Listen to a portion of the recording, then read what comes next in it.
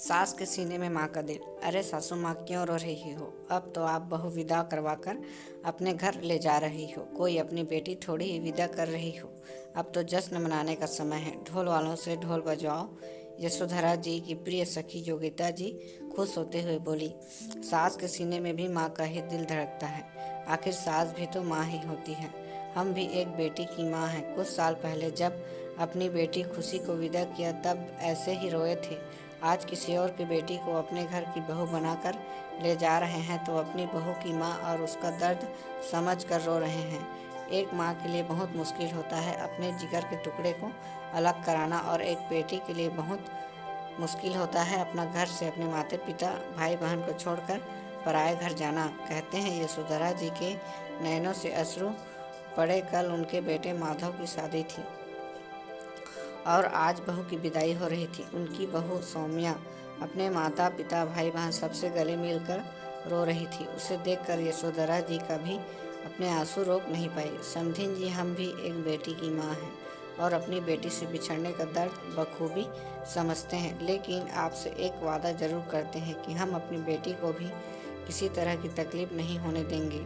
हाँ आंटी जी, मेरी मम्मी तो सौम्या बिल्कुल अपनी बेटी बनाकर, बल्कि बेटी से बढ़कर ही समझेगी। आप देखिएगा, कुछ दिनों में सौम्या आपको भी भूल जाएगी। यशोधरा जी की बेटी यानी सौम्या की ननद खुशी उसकी माँ को समझाते हुए बोली। उस समय उसकी आंखों में आंसू थे। उसे भी अपने विदाई के क्षण याद आ रहे थे। ना ना बेटा, ऐसा मत कहो। बेटी अपने मायके और मायके से जुड़े रिश्ते भूल जाएगी। फिर यशोधरा जी अपने बहू सौम्या की तरफ घूमकर बोली, कोई कितना भी प्यार अपना दे दे, लेकिन कोई भी लड़की अपने जन्म से जुड़े रिश्ते, अपना मायका कभी नहीं भूल पाती। वे तो बस ससुराल वालों की पति की मर्जी के सामने अपनी इच्छाओं का गला घोंटती रहती है, क्योंकि ज़्यादातर यही होता आया है। ससुराल जाकर मायके के रिश्तों की तिलांजलि दे दो, भूल जाओ अपने जन्मदाता को, भूल जाओ अपने भाई बहनों जिनके संग पूरा बचपन बीता, भूल जाओ वो मायके की गलियां, सब कुछ भूल कर बस ससुराल की हो जाओ। लेकिन हम कभी भी तुम्हारे मायके आने जाने से नहीं रोकेंगे। तुम जब भी जाना चाहो जा सकती हो, वहाँ की कोई भी जिम्मेदारी निभाने से नहीं रोकेंगे। जो हमने झेला वे अपनी बहू को कभी नहीं सहने देंगे। उसका दर्द हमेशा समझेंगे। आखिर हम भी तो एक बेटी की माँ हैं। जब हम उसके लिए हर सुख की कामना कर सकते हैं तो बहू को भी वही सारे सुख सास बनकर दे सकते हैं। हम तुम्हें ससुराल के बंधनों में कभी नहीं बांधेंगे। तुम अपने ससुराल के रिश्तों के साथ मायके के रिश्ते भी दिल से निभा सको। कहती हुई यशोधरा फसफसा कर रोने लगी और अपनी बेटी खुशी और बहू सौम्या को अपने आंचल में समेट लिया।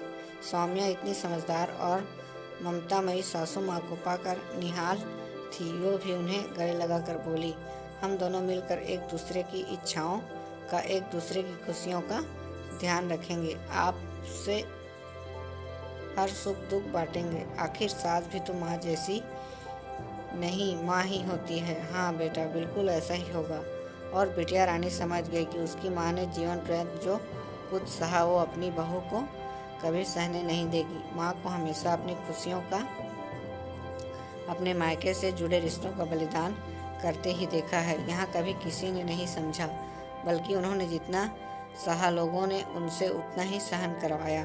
किसी ने कभी उनकी खुशियों के बारे में नहीं सोचा। चलो अब सास बहू मिलकर एक दूसरे की खुशियों के बारे में सोचेंगे। वहाँ मौजूद हर शख्स की आंखों में सास बहू बेटी का वार्तालाप सुनकर भीग चुकी थी और हर कोई यही सोचकर भावुक था कि सौम्या की तो किस्मत बहुत अच्छी है जो उसे इतनी समझदार और ममतामयी सासू माँ मिली। लेकिन किस्मत इतनी अच्छी होती है। दोस्तों, आजकल का ससुराल पहले ज़माने के ससुराल से काफ़ी हद तक बदल चुका है। हालांकि कुछ जगह हालात आज भी पहले जैसे ही हैं, लेकिन कुछ जगह बदलाव देखने को मिला। जैसे दिल को राहत मिली कि ससुराल में सासू माँ, ससुर जी, जेठानी जी और पतिदेव सब मिलकर इन बातों का ध्यान रखते हैं कि एक लड़की अगर ससुराल आकर सभी का ध्यान रख रखी है तो क्या सब मिलकर उसका ध्यान नहीं रख सकते। दोस्तों, ये छोटी सी कहानी आपको कैसी लगी हमें कमेंट करके ज़रूर बताएं और इसी तरह की और स्टोरी वीडियो देखने के लिए हमारे चैनल से जुड़े रहें। Thank you.